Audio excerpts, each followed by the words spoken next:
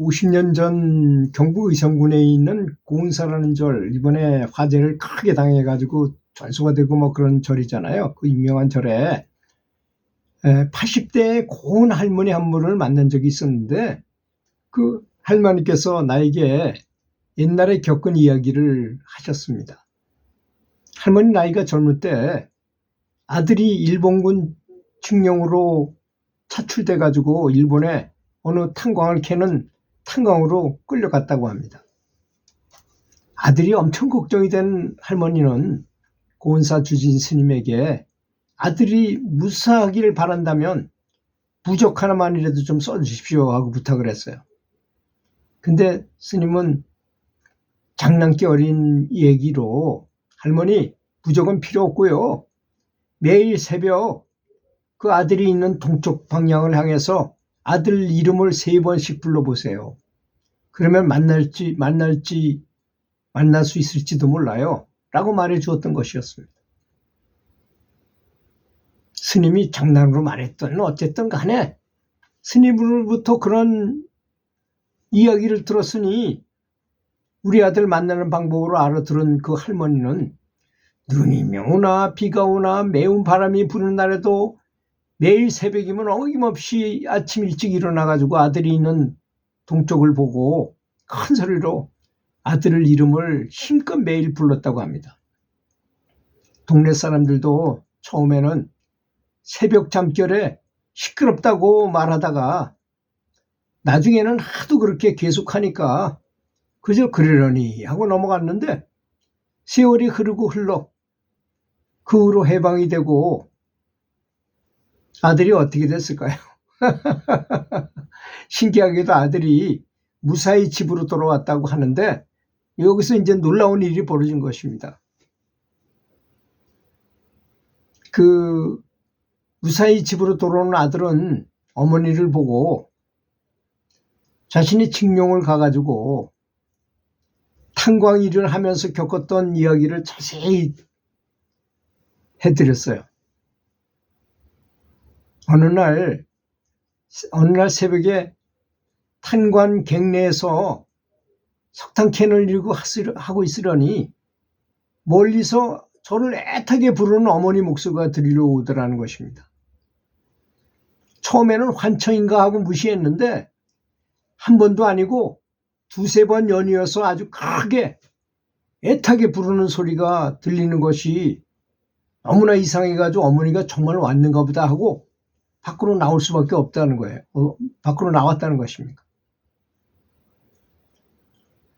그런데 놀랍게도 그 순간에 아들이 바깥으로 나간 순간에 그 탄광 갱도가 확 무너져 버렸어요. 거기 있던 모든 사람들은 단번에 다 즉사하고 말았어요.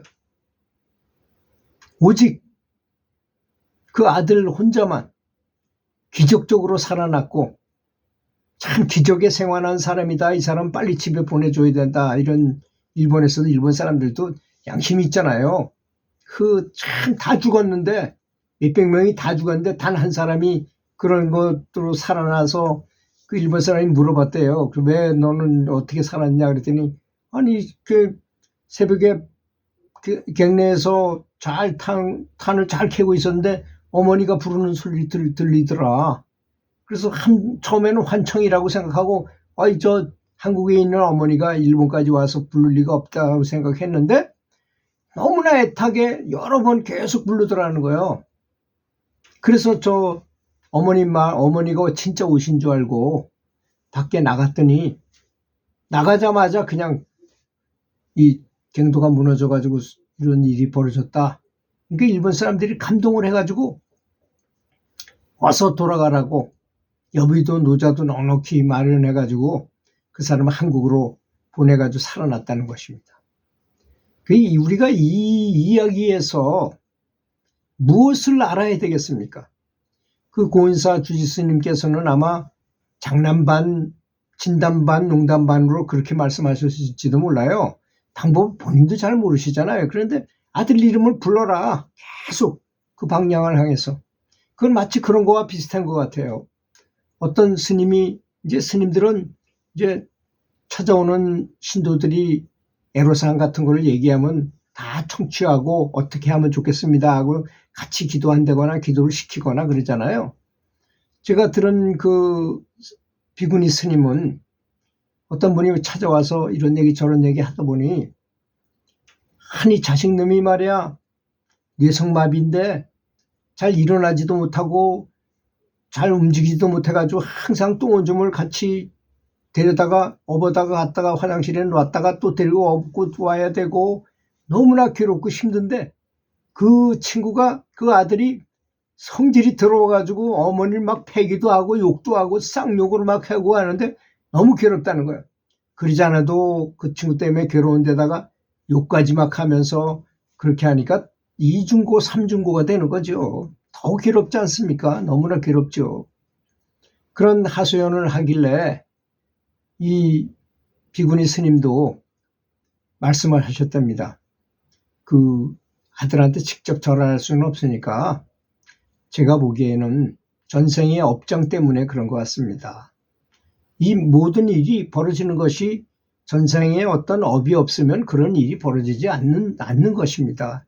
그러니 아들이 있는 아들 방 쪽을 향해서 매일 108배를 한번 해보십시오.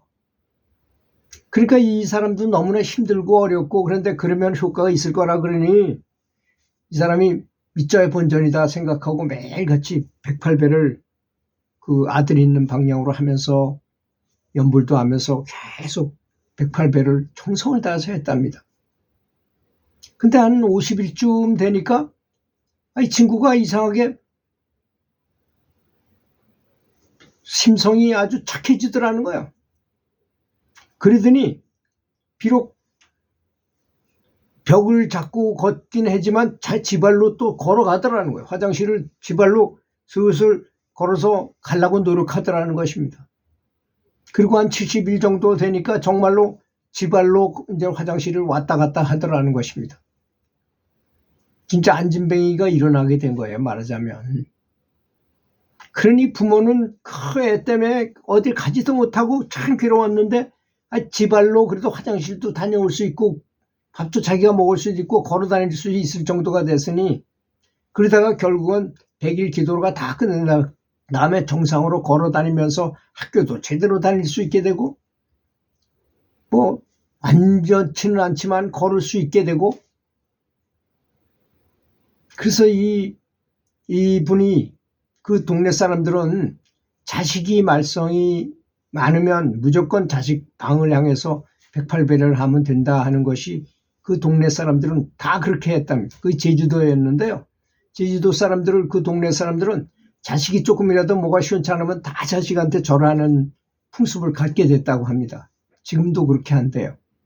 신기하게도 그게 잘 된답니다. 아주 개차반 같은 딸내미를 둔 어머니가 매일 가출하고 말가지 파출소에 전화하고 하는 그런 딸을 둔 사람도 역시 그 말을 듣고 자기도 한번 해보자 해가지고 정말 정성을 다해서 했더니 애가 너무나 착해지고 그냥 뭐 하다가 그렇게 개차반으로 놀던 사람이 시집을 딱 가잖아요. 그러면 이 사람이 놀이의 총량법칙이라는 게 있답니다. 사람은 요만큼 놀아야 되는 게 있는데 젊을 때 이미 다 놀아버렸어. 그리고 결혼한 다음에는 너무나 착하게 아주 행복하게 남편을 잘 왜 그렇게 많이 놀아본 사람들은 이쪽에 와서 제대로 딱 되면 정말 잘해요. 이미 다 할 거 다 해봤기 때문에 놀이 총량의 법칙을 이미 다 여기서 지났잖아요. 살림살이를 훨씬 더 잘하고 부모한테도 잘하고 아주 불교도 잘 믿고 연불도 열심히 하는 신도가 되고 모든 면에서 아주 최고의 사람이 됐다고 합니다. 그렇게 기도라는 것, 이 마음이라는 사람의 마음이라는 것은 역시 정성을 다하는 것 이런 것이 바람직한 거 아니고 사람이 다 연결돼 있다는 거를 이렇게 느껴져요. 제가 이제 연불가문록을 많이 쓰고 듣고 이렇게 하다 보니까 기도란 사람이 다 서로 연결돼 있기 때문에 내가 이쪽을 보고 기도해도 저쪽 겨도 다 이루어지는구나 하는 거를 깨닫게 됐어요. 그러니까 기도라는 건 반드시 이루어지는 것이니까 자신감을 가지시고 일이 잘 안 되면 기도부터 하시는 게 더 바람직하지 않는가, 저는 이렇게 확신하고 있습니다. 들어주셔서 감사합니다.